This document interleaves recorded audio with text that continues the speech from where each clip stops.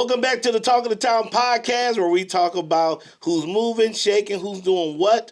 I'm your boy Chillz, and today we have a very special guest. When I tell you I'm excited about this one, I'm really excited about this one. This is my homegirl, but she is a major somebody in the area, and we're going to refer to her as President Ronic West. Oh, thank you.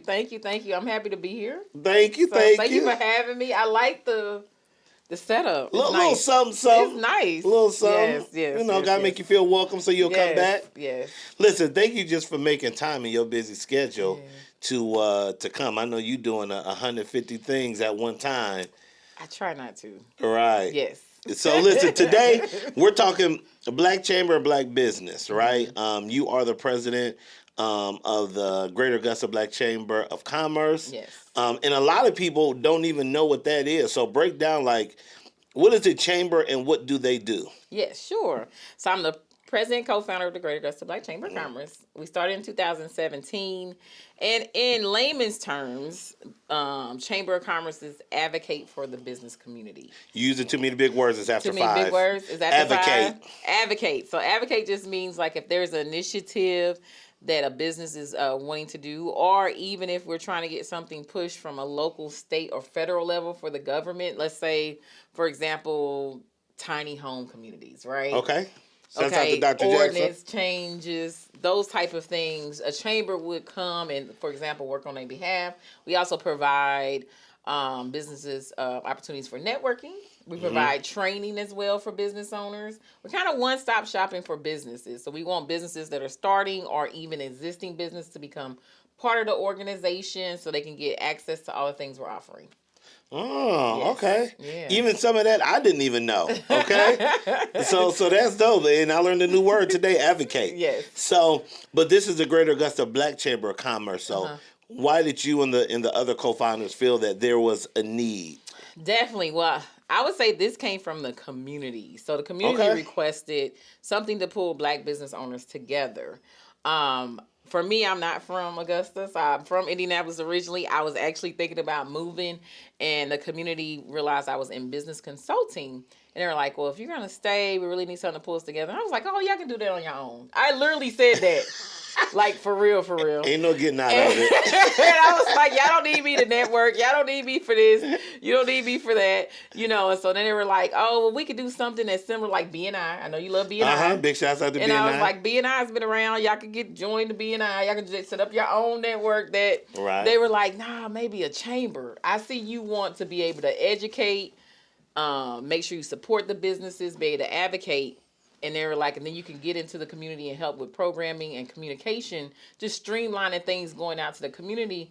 And they were like, and that's when it sparked my interest. It was like the third time a person said it to me. And I was like, oh my God. So we started actually researching Chamber of Commerce's because I hadn't been part of one ever before I created it. And so we just did our research. We started calling other chamber presidents outside the area. We connected with a lot of them from Atlanta to D.C. and so forth, Texas. We were just asking a bunch of questions, and that's when we discovered it was Black chambers that exist. Wow. And so we assessed that, we already had the major Chamber of Commerce. And so we just like, well, we need a Black chamber because they have a U.S. Black Chamber of Commerce and also a National Black Chamber of Commerce, and they have initiatives that come down to those communities throughout the United States. We didn't have that organization here, so how are we going to get part of those initiatives? Right. And by Augusta being 56% Black, it was a no-brainer. Right. Yeah. Okay. Yeah. So, and it was funny because I had never heard of a Black chamber before the Greater Augusta Black Chamber myself. So what's kind of the difference in between like a Metro chamber and the Black chamber? It's the difference where we're advocating specifically, right, for all businesses, but we, of course, are advocating heavily for Black businesses in those things that they will experience. For example, access to capital, working capital. Black business owners are receiving that sometimes 5 times less than a white-owned business. Wow. At working capital, same thing. It could be them, just being able to have resources just as like, for example, Wi-Fi or just basic resources and understanding why it's important to have your EIN, why it's important to have a business bank account, having business bankers, just communicating that constantly with business owners so they can put themselves in a position to be able to take advantage of like programming that we run or programming other entities run, or just be in position to take care of those opportunities, and then opening up the community to those businesses that are ready to do business with them, right? It's like one-stop shopping. When a person comes into Augusta or they come in from an outside entity, they're not going to look for focused digital marketing. Right. They're going to look at a chamber, tourism, to find out what's going on in the city, because that's where most people think to go do first. So if you don't have that there, then how are they going to connect with you? Now, I want to go back because I know you said that, we get capital, 5 times less? Yes. Then, do you think that's because it's like a lack of resources, a lack of knowledge, like we don't know about it? What do you contribute that lack to? I don't think it's a lack. I think it's more a structural thing. Okay. I think this is before me and you were alive. Why, the banking institution has not corrected the lending. You see it in housing. You see it in business. Any Harvard University study will show you that, hey, we're not making sure that houses being, approval for houses is not the same for white individuals. Same thing with business. We're facing the same things from business to housing to pay at work. Right. So I think it's more structural if you're in the United States. And I mean, we can try to ignore it, but it's there. It's there. Yeah. And so until we fix that and actually make sure that we as a community have some type of equality, we got to have things as Hispanic Chamber of Commerce, Black Chamber of Commerce, whatever it may be, to make sure we're addressing those needs that are unique to those business owners, because they're going to have those challenges that other business owners may not face. What's a big misconception of the Black Chamber? I don't know. Is it that white businesses can't join? Well, they can join for sure. We have white business owners that are part of it, because what you'll learn from the Black Chamber being a member is we give you a lot of information. So like during the COVID and during the hurricane, our chamber was heavy in the community, in the business community, and we helped all the business owners, whether it was filling out applications with SBA. We brought FEMA down to make sure business owners knew about the FEMA options, right? I was there. We were like we were the first organization to get them here. So those type of things are things that the chamber does and is constantly working on, and that's helping the entire business community. We just gonna have a strong advocacy around the Black businesses, which should be everyone's concern, because if you help the whole community, then everybody benefits. Gotcha. Yes.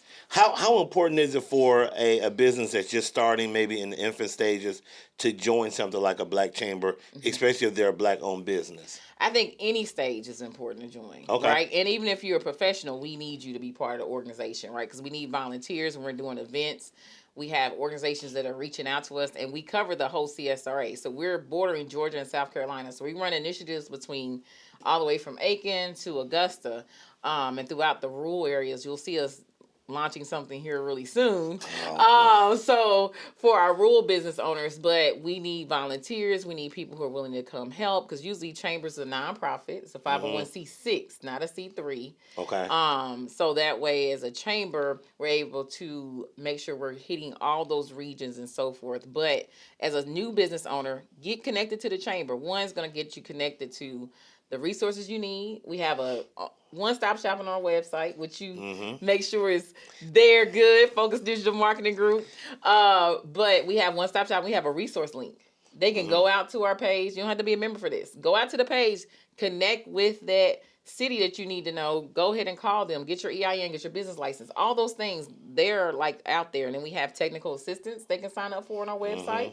So you can sign up for, you don't have to be a member for this. You can sign up to get one-on-one help from any of the leaders or some of our professionals or our experts in the chamber. So we want the small businesses that are just starting and those that are, transitioning from work to becoming entrepreneurs. A lot of things you need to know. Right. Connect with us so you can get around those new older business owners that have been around for a while. Also connect with us for the experts that we have connected to the chamber. Ask the question. No question is a dumb question. And we want you to be successful, right? Business is constantly changing. You got artificial intelligence. Right. Cybersecurity. It's a lot happening with the dollar. The penny is pennies out of circulation now. It's a lot of different things that are occurring all at once. So we have to make sure as a business community, we are collaborating, we're working together, and we're making sure we're sharing the information.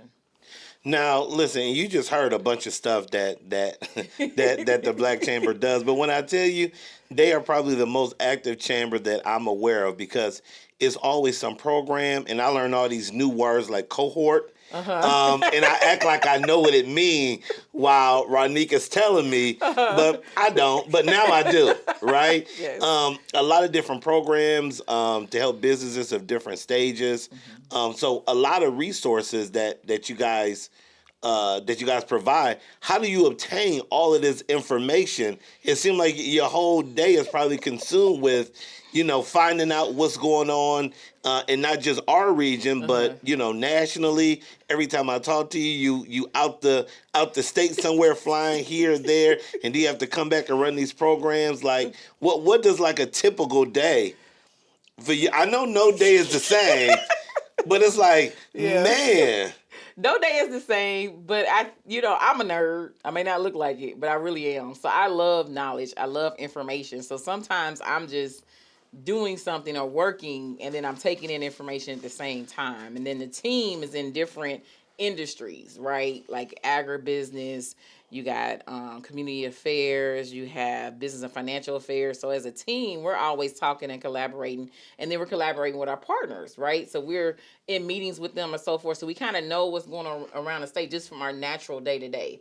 And then when we advocate, we were at the Capitol this year in Atlanta at the state capitol, working with all the local officials. We were there for Greater Augusta Day with the Augusta Metro Chamber. Then we met with Senator Ossoff's team, and then we met with all the Black chambers for Black Chamber Day. So when we do a week like that, we're getting so much information from so many different states, department heads, and so forth. And then we come back and we bring that information to our community and realize, okay, well, we need to advocate for this. So we need to make sure our community is aware of all the changes that are happening with data centers and how Georgia Power is making sure, for example, that our bills stay low or stay at the same cost, even though Georgia is one of the prime locations for data centers. And just having those conversations that may be a little uncomfortable. But it also is very something we need to be aware of as we support the business community, but also take care of the community. So let's ask that question from the Georgia Public Service Commission and say, hey, how are we going to make sure the bills stay as they need to be for not only our community, but our business owners, right? Business owners have locations, which is what we're in today. You're worried about your power bill and so forth, and just making sure that those corporations are aware of that. So those are things that the chamber is constantly doing that you may be unaware of, but you got to support us to still be around and continue to do those things. Because you're worried about your day-to-day and your business. You got to have the advocacy on the back end and the networking and the training so that can continue to happen. So since you are the smartest person in the room, no diss tag, but I think so. But I've been asking myself, and maybe you can answer now that you're here. What is the big beef about these data centers? Is it just the power bills going up? But I heard things got heated at some of these meetings when it came to some of the data centers. So what's the big conflict or the I think, the biggest thing is to be concerned about, one, they're new.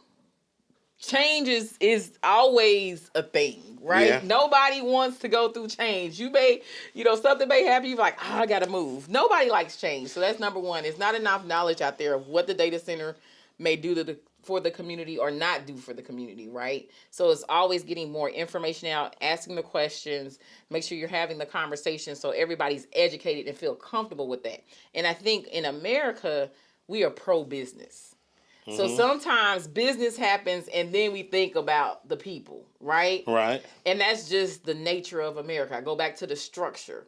And so as we try to balance things out, sometimes the conversations come a little bit later of, okay, I didn't know this was going to impact the people and so forth. In Georgia, they took a different approach with the data centers.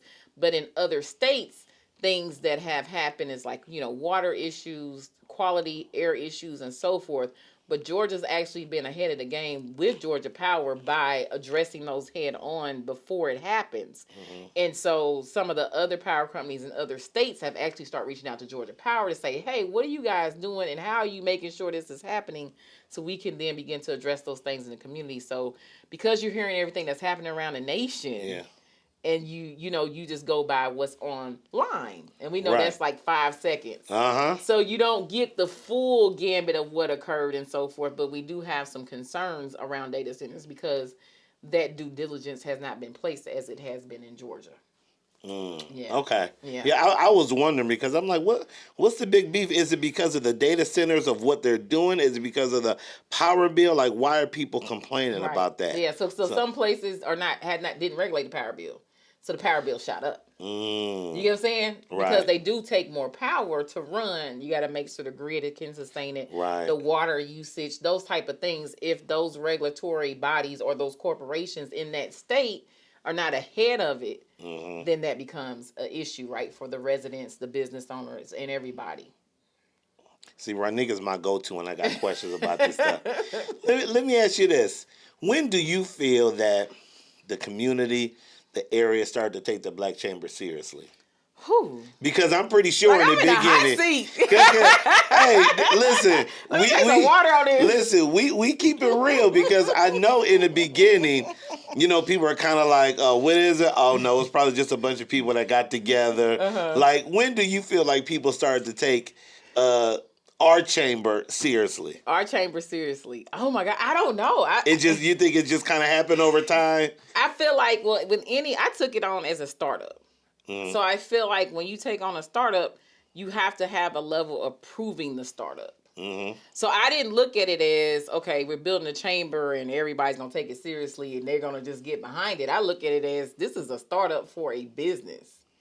And so you got to have a level of proving yourself. Just like when I was a consultant, I had to prove that I had the knowledge to help the business owners, right? Before people would pay me for my knowledge to be my client. Right. So I looked at the chamber as, okay, we got to show that we can structure an organization that can support the entire community, not just Black businesses, but we support the entire community by getting information out, streamlining communication, whether it's coming from the city government, the local government, the federal government, whether it's about voting, whatever it may be, and then also making sure that we can show we can support businesses, be financial fiduciary responsible, which I've raised over $3 million so far for the community and business. Hey, you better talk your talk. Listen. Hey, if you don't talk it, who gonna talk it? Who gonna know? You know what I mean? Right. So, so that and just showing that responsibility. And I would say that what highlighted us more was COVID. Because I came from a background where I was working remotely on and off since 2003. So when COVID happened, I already had everything set up to support a virtual world, right? Because that's how I built the organization, because that's the world I knew. I knew hybrid. I didn't know analog really anymore, because that's the world I've been in. And so that showed where we could really support the community. We helped run one of the first town halls for the whole city of Augusta, because we were like, you're getting this information out, but no one's getting this information. Right. We need all the city departments, the school system, and so forth. We'll run it from the back end of the chamber, and you guys just give the information to the community so they'll know where the buses are, where the Wi-Fi is, how to get food, what you have to do for your business, etc. So then from there, they kind of helped everybody know, okay, let's pull it online so people can get this information. Let's keep the information going through text and so forth, but we also need to pull it online so people can see on their Facebook or whatever streaming platform and share it with their neighbors. And so I feel like COVID is what highlighted us more, and that's when I seen the membership go from that 50 to now we're over 200. Nice. Yeah. I love it. Yeah. And listen, y'all hear Ronic, kicking all these stats and analytics, but this is not the Ronic that I've always known, right? So how did you get here? Like, I know you got, drugged into this position, but like, how did you get here? Like, what was your journey like to get here? Because you would think of maybe one of the co-founders or president of the Black Chamber. You've been a president for how long? Since the beginning. So first Black woman, president, and probably first Black woman to definitely, I guess, build a Black Chamber of Commerce in this area, right? So I did a lot of firsts here. But how did I get here? You know the journey. I know the social side of her. You know the journey. And now when I see her, it's like business. So I still have that side. I know. That's right. Listen. Oh man, listen. Look. So, but I'm from Indianapolis originally. That town. Thank you. Naptown. Go Colts. Go Pacers. All right, always. we won't go that far, but go ahead. Midwest diva, yes. Little Georgia peach, but mostly Midwest diva. So let me get off of that. But I would say that I was in corporate. Been working since I was like 15, 16. I can see that. And was in corporate America for 15 years with one company. But had 7 different positions in that company. And so from there, like at the end of my career, I started doing Six Sigma, which is where you would just go into the room, look at the processes and procedures, and then kind of remap that for that department. You were in there for a week with all the executives. And so that's how I learned that how my mind worked and that I was good at structure and building things or rebuilding things or building things from the ground up. And so once I realized that and someone kind of pointed out to me, I think you'll be better as an entrepreneur. I took that as an insult because I thought I was going to be in corporate. I was a leader in corporate. I was like, okay, I'm going to go up the racks and stuff. And I actually quit my job on my birthday. Wow. Happy birthday to you. I actually quit my job on my birthday. I think that's been like a little bit over 10 years now. And so didn't have no game plan. Yep. I just was like, I'm going to walk out on faith. That's right. And started consulting first. And then from there was working with a business partner, R&R Photography. Remember that? Yeah. And R&R. So we had R&R. So I had my consulting firm, R3 Unlimited. R&R Photography. Yep.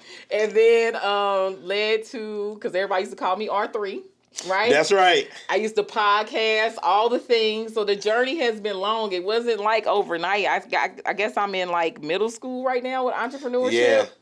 And so, but some people look at it now and they're like, okay, she just came out of nowhere. And I'm like, no, it takes 10 years to be overnight success. Yep, absolutely. That's what they tell you. That's so right. It takes about 10 years. So it's been a good 10 years. Yeah.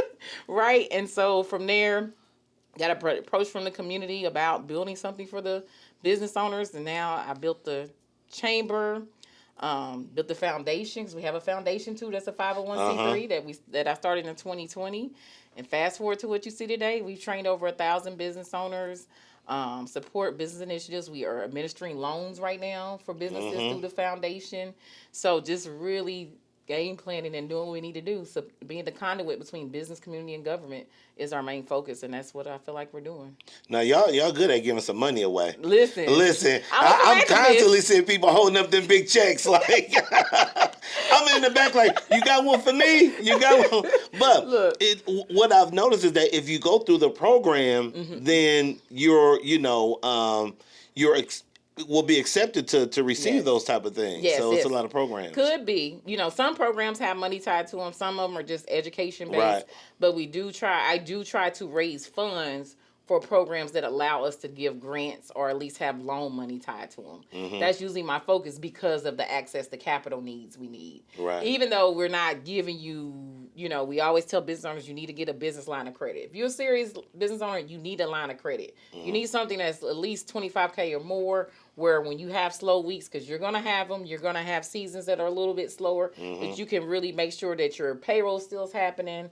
All those things are still happening in the background for your businesses. But for us, we try to make sure we have the grants tied to the programming. So at the end, we give them a little bit leg up, whether they need to maybe fix their credit so then they can leverage that for something else. Right. We have businesses that, bought a vehicle with the grant or with the loan, or they expanded their services. They were able to maybe get into a new location. We have several that have leveraged the loan to buy a new business right now.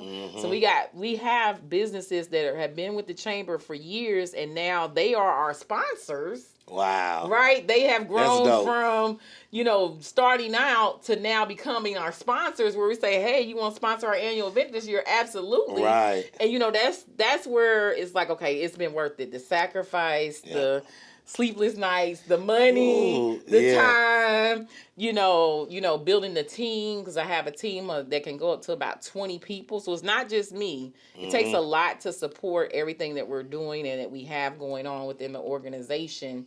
And so, we have mostly volunteers, and then we have contractors that we bring in and out just to support the different things that we're doing in initiatives.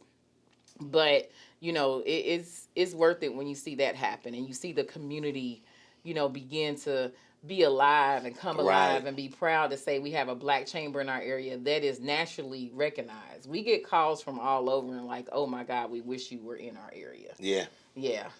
So, what one piece of advice would you give a newly formed business, and preferably a newly formed black-owned business? What's one piece of advice you would give them that don't have a business plan? They're just starting. They just quit their job, stepping out. Right. What's that one thing, or the one thing that you see a lot of businesses lack in the beginning? I would like to talk beginning, mid, and end. Okay, talk to me. Because I think that's so important. Beginning business owners, one, get with someone that is in the industry that you can talk to and get information from. Whatever industry you want to go into, whatever it may be, if it's you want to open a restaurant, if you want to be a consultant, if you want to be a influencer, because that's entrepreneurship too now, right? If you want to, whatever it may be, clothing, food truck, those type of things. Also think about the non-beauty industries. Like, think about the things that are not beautiful. Like, who creates this table?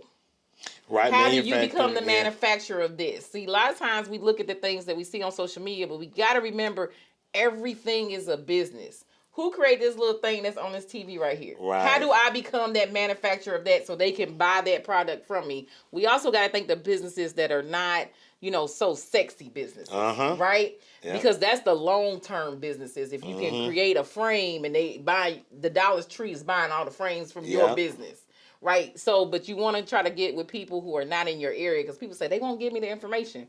Get with somebody that's not in your area. Look up those businesses that are 5 states over. Start calling them. A successful person or successful business owner is going to give you the information. Especially if you're not in their market. Right. They'll probably even become your mentor. So that's the first thing I would say do. Then get with the chamber, of course. All right. Ask the questions. Yeah. Book your technical assistance so we can make sure you're getting your first foundation done. And then make sure you understand the market's always changing. Social media can be powerful, so don't forget. And then the Augusta region is powerful. So we always talk about business owners that connect with us. Look at the entire Southeast. Do not just focus on just Augusta, because what you're in a unique situation where you're 2 to 4 hours from a lot of states, cities, that you can begin to have clientele in. So I've seen a lot of business owners that they were focused on Augusta or even in South Carolina, and then because they start opening up to Charlotte, Atlanta, and so forth, their business has took off. Right. They were like, you were right, be based here, but then access everybody, right? So think about that. So new businesses, educate. You don't know it. Understand that. Be open to learn. Everybody's always learning. I'm always learning. Mid business, meaning you're like had your business for 10 to 7 years, so forth. You should have a strong accountant by now. Your insurance should be in place. You should be checking your monthly numbers. You got to know your numbers. A lot of people call and ask for money, but they don't even know how much money they need. Yeah. That if you don't know, if you can't say, okay, I need $200,000 to open this business, buy this building and so forth, you haven't did your due diligence or you don't know your numbers, right? And that's new for new business owners. Always know your numbers. Know what you need to cover what you got to cover when you're starting off. And then for others, make sure you understand your numbers as well. But then if you're mid-tier, you got to be thinking about, do I need to assess my team? Do I need to build a new team? Do I need to, do you want to be an entrepreneur? Think about what level you want to be on. Do you want to be a solopreneur for the rest of your life, or do you want a team? Them are 2 completely different builds. Yes. Right? Yep. You understand that? Absolutely. That's a whole different mindset. Can you even manage people? Yep. Can you collaborate with people? Do you know how to structure people? Do you know how to keep them motivated to work, right? Because it's more than just what people make now. Right. Right? Right. People will go break less now. Yep. Just because they want to feel like they're part of something, right? So you got to know, is that a reality of yours? Or are you better as a solopreneur? Nothing's wrong or right. What is your best traits? What's your best assets? You can take Myers-Briggs. You can figure that out. There's so many tests online. You can take for free. Figure out who you are. Now for our businesses that are maturing, that's been around for 25 years, and you get ready to retire, or even if you ain't thinking about retiring, you have to succession plan. Yep. We cannot continue to lose wealth, ownership, and businesses because a business owner did not succession plan and they unfortunately left and no one knows what to do with the business. Right. But close it down. Yep. If your kids don't want the business, then who is that person that you know that's been beside you that may want it? Or somebody you may see in the community that may want it, and you can put it in a trust in your kid's name, but then allow somebody else to run the business, right, so it's still going, right? Those things have to become very advocate in our community. I don't know why we don't address succession planning or even death, but that's where we lose a lot of our stuff. And so you'll see me talk about that a lot more, because we got to be comfortable with that shift over, that change over, so we don't lose what is built. Right. That's very important. Nobody talks about the exit plan, the succession, what and happens. Selling a business. Yep. I mean, because I feel like if I wouldn't have probably built the chamber, I would have probably built businesses up 2 or 3 years and then sold them. Yeah. I mean, that's the move, though. I feel like that's probably going to be one of my moves. I'm going to start making some businesses and just selling them. Yep. Yeah. Wow. So, aside from, the business standpoint, you guys give a lot of information. You have a lot of events, and you celebrate a lot of things I didn't even know existed, like National Entrepreneur Week. Yes. Was the other week, and then coming up in March, you have Women's History Month, right? Right. Okay. And then we coined, you already know, June. Yep. Black Man Business Month. That was something I came up with. Atlanta Black Chamber does it too now. Yep. So we have another banger coming up this year. Yeah, you got a banger coming up. So I just want to make sure we honor not only our women business owners, but our black men as well business owners. So, but we have a lot of events. We'll have, after this views, we've had our kickoff event. We will have our annual event this year. So that'll be May 29th. You get an exclusive here. All right, May 29th. Mark those calendars. Mark your calendars. It's a dope event. Yes, it's a dope event. And so we got some surprises. Our theme is The Time Is Now. So that's all I'm gonna tell you, but no, we gonna do it big this year. Gonna shake it up a little bit. We're gonna shake it up a little bit. It's gonna be fun. It's gonna be some surprises. So we working on it. And then also we have our annual Black Business Summit. We do that every time during Black Business Month, which is National Black Business Month is every month in August. So every 4th Thursday in August, we always have that. So I think this will be the 6th year. I don't know, either 5th or 6th year for that event. And then our other annual event is our resource fair, which will be April this year. Okay. So you can see all this on our website at www.mygabc.org. We also are going to be adding some things that we tried in the first few years. We're bringing back some breakfasts, some lunches, some business floods. We used to do those all the time. Yeah, I remember. We do ribbon cuttings like any other chamber. We also done our first groundbreaking officially now. Okay. So we know some other folks that we'll be doing groundbreakings for, because we got a lot of people building right now in the community, and a lot of people are moving into the CSRA. Yeah. So make sure you connect with us.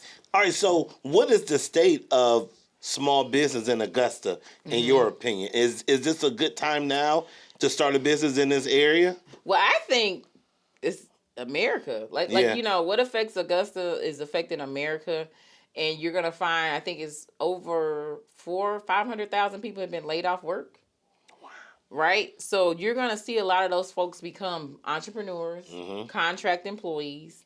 They're going to start building businesses. So in a time of shift and change, that's what we're experiencing, and uncertainty, right? We don't know, every day we get something different on the news. Yeah. Right? Yeah. So we're a time of uncertainty, but we're walking that change with you, is what we like to say here at the organization. A lot of people are going to go into business. And so with that being said, we're going to make sure we just ramp up that support. We're going to tell you other resources to get support from too. Even if we don't have anything running, we got other incubators and scores in the area, Accelerate Augusta. We just got a lot of people that are supporting business owners that you can get education from, information from, so forth. And, the other chambers in the area can support you as well. So we just want to make sure that everybody's growing through this shift and this change. And then I think it's a time to be a business owner in America, and a small business owner. When you think about the uncertainty that's happening, what's going to happen which is what happened during the hurricane, right? We came together as a community. Yes, we did. Every business owner was doing something. Every leader was out there doing something, whether you've seen it or not. I don't know anybody that wasn't out in the community helping each other. You know, I know some of us were louder on social media than others, but all of us were really working around the clock. That was a significant time. And you want to think about when you're in a community like the CSRA and you see that come together during a time like that, that means even when we may have silos and we may fight on normal times, when it come down to business, we're going to pull together. Right. So I think that's what you're going to see. And becoming a business owner is a way to really get some sovereignty. You know, I'll talk to the Black community about collaborative economics, co-ops. You know, the chamber is that arena that's already doing those things. Right. We're already teaching you that we can work together with 200 plus business owners that are part of our membership, and about 98% of them are Black. Yeah. So we're doing it. Right. We don't need to say, well, we don't have this, we don't have that. No, we are actually doing it. Right. It just depends on where you're looking at, what your focus is on. So we got to continue that momentum and continue to have that go. So what's the industry that people need to look out for? Maybe if they're looking to try to get into something new, or what's like that hot button industry right now that's probably hot to get into? I would say, you know, everybody's artificial intelligence, cybersecurity, because a lot of people are going to need to have that. They're going to have that learning curve until it's fully integrated into our society. But also think data management, right? Because as system moves, you got to have that data move from one system to the next, right? So think about those type of things. How do you make the process simpler for people? And also the opposite end. People are, because artificial intelligence is going to be a thing, people are going to want to get offline. Right. How do you create community? How you create safe spaces for people to disconnect from artificial intelligence, from social media and so forth. Community.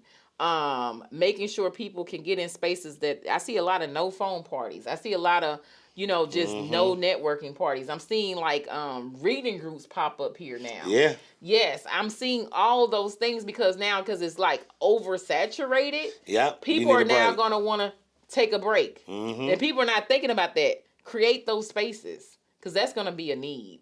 So I feel like that's going to be very huge. I'm going to have to bring my book club back. Yes, I think that's going to become big because it's going to be so much that people are going to want those spaces too. So I think that's unique. And then I go back to the non-sexy businesses. Yeah. You know, social media will, you know, hit you with all the sexy businesses, the things that you see constantly, but think about the things that you don't see. And we got baby boomers who are retiring. Yeah. So they have a lot of those businesses that are not sexy that are going to be either available for sale or available for somebody to take over. Yep. So think about that. Okay. Yes. I like that. I like where you're going with that. I didn't even think about some of that stuff. So yeah, that's big. Now listen, you can't give out no more information now. If somebody wants more, they got to join the chamber. They got to hop on one of your economic impact calls that you do once a month. But if somebody, you know, they're just hearing about the Black Chamber, you know, today, what's the starting process? What can they do? First thing we want to tell you, connect with us. You can get on our website, join our non-member list, okay? At least start getting our weekly emails. Members, of course, have more privileges, like they'll get a discount to all our events automatically. They get discount. They get invited to other events sometimes at member rates or just for free throughout the state of Georgia and South Carolina, because we worked with so many collaborative partners and so forth. They're like, hey, offer this to your members. They also get a grant email monthly. They get a member-only call each month where we're giving them, information that they may need and so forth. And then they also are on our business directory. So we have a directory. Shop our directory. It's on our website whenever you want to support a Black-owned business, as well as some other perks that they have as far as member-only discounts, and just being able to get information first because they're so used to seeing our information. Yeah. They kind of they're so used to looking for it. So sometimes they jump into stuff before the community even figures out that it's open to everybody. So they're just in there, right? Right. Because they're so used to it. So get in the network of the chamber. So just go to our website. You can call the team. They'll answer phone. They'll be happy to answer any questions. Our membership director, we have several committees. Just go on our website, hit join for membership. If you want to see the organization grow, you want to see us continue to do the work here, you got to support us. It takes resources, money, everything to keep these things going that we're doing. Is not for free. Anything that you see us do, it's costing daily, right? Because we have vendors, we have marketing teams, we have different folks that are doing different things to keep the resources going and so forth. But go to our website, www.mygabc.org. Click on down at the bottom, I think is where it's at. Can you tell me? Okay. Down at the bottom, it has our phone number, 706-310-8425. Follow us on all the social medias. We're on YouTube, Instagram, LinkedIn, and Facebook. Yeah. We're not on TikTok. I can't find somebody running TikTok. X? We ain't on TikTok yet. You on X, not TikTok. Twitter. Yeah, X. Yes. Yeah. We'll talk about that. Okay, we got you. We got you. Okay. Okay. So, besides becoming a member and somebody wants to help to support the Black Chamber, what are some different ways that they can maybe partner or support the Black Chamber? Absolutely. So I would say support. You can also not become a member and you can donate to us. We're always taking donations as well. That's on our website. So we would love for you to do that. If you want to partner with us, just send us an email, info@mygabc.org, and we will see, take that to our board. And see that partnership makes sense for our community. I will tell you, of course, members get partnership privileges before non-members. Okay. That makes sense. We have to make sure our members are getting value. So, they're giving value to us. We always want to pour back into our members as well. Okay. So you heard it. That's how you can support. That's how you can join. Now, I need you to take off your president hat for a minute. Okay. I can take it off. All right. Our chairwoman hat. Chairwoman, Yes. I need you to be just regular Ronic. Okay. All right. What do you do when you're not doing all of this? I know you a nerd. Like, how do you turn it off? Now, you mentioned social media breaks. I know you take those. I absolutely do. You know what I mean? Like, how long are your social media breaks? Oh, man, yeah, I can get some secrets. Like a month? Is it like a month or so? I actually take a break every year for a good 30 to 45 days. Have you seen that help? That disconnect from everything? Absolutely. It helps me. Yeah. To stay, centered and so forth, et cetera. And to I deal with a lot because not only am I the president, co-founder of the Augusta Black Chamber of Commerce, but right now I'm the chairwoman of your Augusta Regional Airport. This is my second year, so I'm kind of, wearing two hats and getting pulled in two directions some days.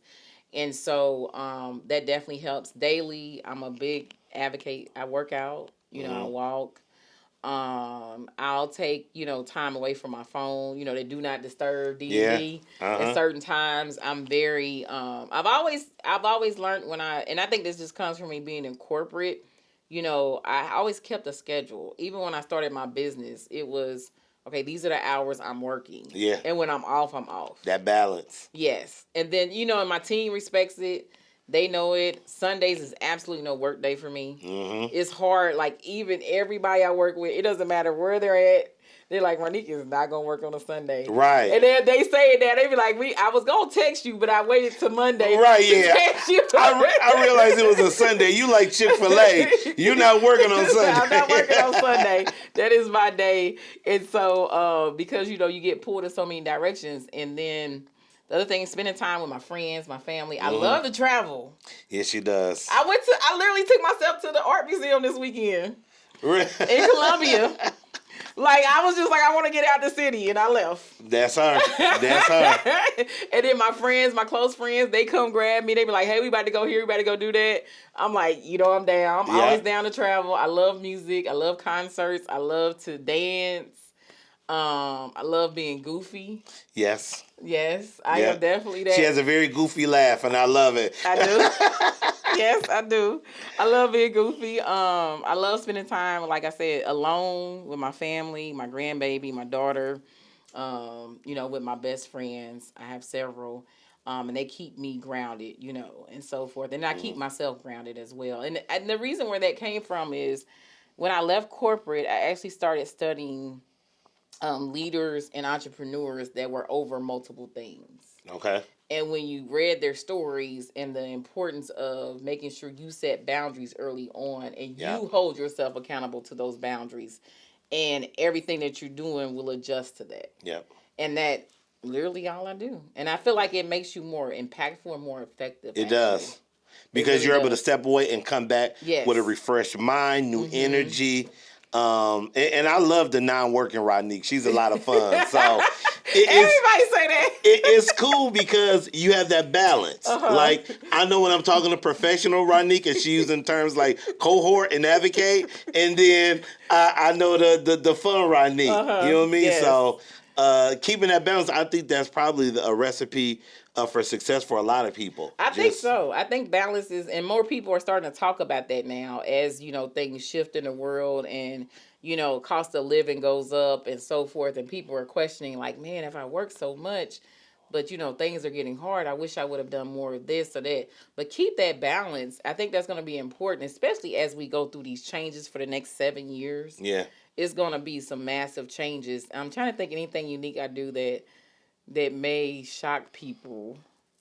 That besides that I'm very fun and that I dance. I like rap music. That may shock a lot of people. Uh-huh. All right, listen. I need your top 5 dead or alive. Top 5 dead or alive. Top 5 dead or alive. Oh, this is gonna say a whole lot about. This is gonna say a whole lot about who she is as a person, and I don't even think I know this. So yeah, I need your top 5 dead or alive. Oh my God, I like spiritual music too though. That's fine. Okay. So. Oh my God, this is so much pressure. Yes. All right, I'll give you a break. It doesn't have to be in any specific order. Okay, good. Okay. 3D Nati. Who? 3D Nati. Okay. She's an independent artist. I'm a big independent artist person. Okay. Young Dolph. Young Dolph, okay. Yeah, and that's because he had a business mind. He was telling you about the structure and the system and how to navigate it. And, his team and family is still making money. That young man really should have been able to grow up. If y'all want to see the fun Ronic, play Preach in the club, okay? Play. Oh my God. Okay. All right, so we got 2. Lauryn Hill. Lauryn Hill. I feel you on that. So Lauryn Hill, oh my God. Let me think of somebody more old school. KRS-One. Really? Yes. KRS-One? Yes. I think you are the first person I've ever met who in their top 5 is KRS-One. Yeah, just because of the knowledge. Right, yeah.